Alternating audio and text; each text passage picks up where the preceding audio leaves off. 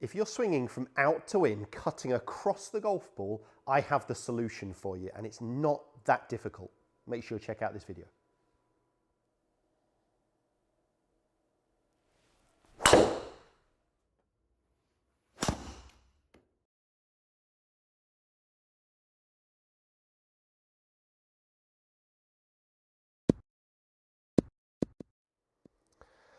So what I managed to achieve there was a big high draw, and I got my swing path to hit that more from in to out. What do a lot of golfers struggle with? An out to in swing. And the main reason they struggle with this out to in movement is that urgency to hit the ball from the top of the golf swing, that rush or that poor sequence where they dominate with their upper body and they get the club out in front of them, and then the club has to come across the golf ball. Now, those eagle-eye viewers out there might have noticed I've drawn a couple of lines on the mat here. The white chalk line, there may not show up a lot of difference between them in terms of the colour, but the straight line here was my target line. And then I've drawn a rough arc line in the blue chalk. And it was just to demonstrate that we are swinging as we approach the golf ball from in to straight to in. I get a lot of golfers, even with the wrong concept, where they're trying to swing down the target line too much. The club should be swinging from in to straight to in on that arc shape. Now, it might not be as extreme as the line I've drawn here, but this is what I want you to try and get the feel of. So even without the golf ball to start with, I want you to try and get that feeling the club is dropping down so it can now approach from more of an inside. Now, you'll realize I said they're dropping down. I didn't say pulling the club down. I'm allowing my arms to fall, the club to drop more behind me. You've got to think the weight of the golf club here at the top of the golf swing, which direction does it want to go? It wants to drop behind you. Why do most golfers get this movement? Because they are acting on this end of the golf club. They are creating a force, a downward pull with the handle here, and we tend to get the club then moving outside my hands and it's going to cut across the golf ball. So to start with, I'm just focusing on a path. Now, what I also did was I drew some lines on the golf ball, and this could be a real simple way for you to take it to the golf course. So what I've done here is, I hope you can pick up on that, I've drawn there a cross on the golf ball. Okay, so I am actually going to be focusing on trying to hit the inner quadrant of the golf ball. So I've got this line on, the two lines on there, and I'm going to be focusing on hitting the inside edge of the golf ball. Now that may be strange, obviously I'm hitting the whole of the golf ball, but people who are struggling from an out to in swing, they're almost hitting the outside of the golf ball across it as they move across the golf ball. So I almost want you to focus on hitting that inside edge, the bit that's closest to you.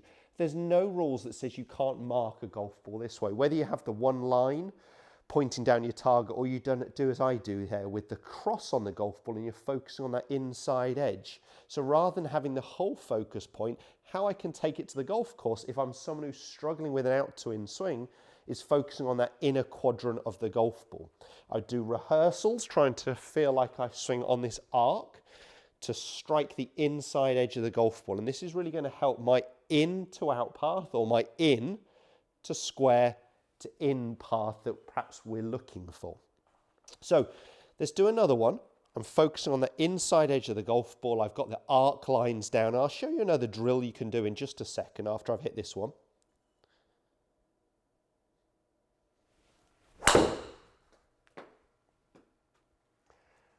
Both those felt a little bit high out of the golf club, and just taking it nice and smooth. I'm not over hitting it, but considering I didn't hit it hard, you know, 265, I was really focusing there on the path change. Didn't put a lot of club head speed into it, but two shots that very much finished down my target line. They started right, they bent left, they're down my target line. I swung 2 degrees from in to out. Annoyingly, I didn't get the swing path, I didn't get the club face data on that one, but I swung 2 degrees in to out. I hit 4 degrees, nearly 4 degrees on the way up. And considering I wasn't hitting it hard, I still got pretty good distance. That ball started right of target and bent onto target. So a nice little draw shape. And that was just really with that focus point of I'm following the arc, I'm going to hit the inside edge of the golf ball. Now, you can do what we'd call negative rehearsals but using a towel or a head cover on the ground that you might well have seen before. But what I'm going to almost do on this is I'm going to lay it level with the ball to behind the golf ball. I've just rolled up a towel. I need enough room that I can actually get to the golf ball and miss the towel. So I've got this towel pointing out to the right of the target a little bit, because you will see the bit that happens before I strike the golf ball, the club is traveling from the inside closer to my body.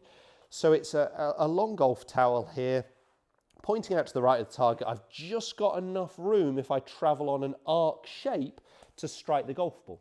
Now, I don't know if my launch monitor will pick up the golf ball and the golf club here, but my aim would be, can I strike the ball, miss the towel? So I'm almost encouraging a swing that's going in more this direction. Now, in reality, I'm not going to get the club over here, because as my body rotates, the club is going to be coming more on the inside on the way through. But the bit that's happening before I hit the golf ball will feel like I'm swinging more to the right. If you are someone who's been struggling with an out to in path, hitting pulls, fades, slices, especially when we talk about the driver, which is why I'm focusing on this in today's video, you're going to want to get this opposite feeling. You've been going with this feeling of almost swinging to the left. Now let's try and get this opposite movement more to the right. I've got this towel quite tight, but I'm going to give it a go.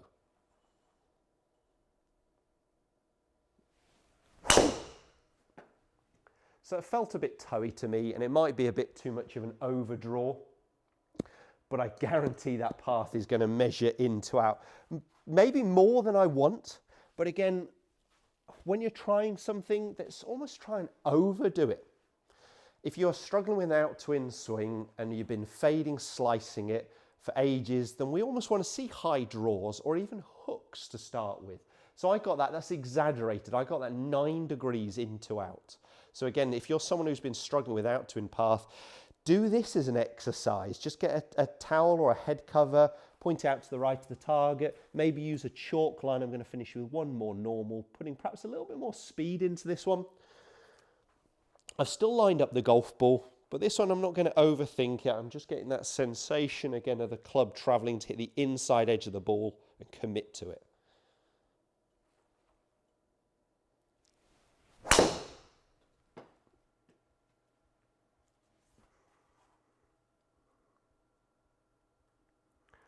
So pretty happy with that one.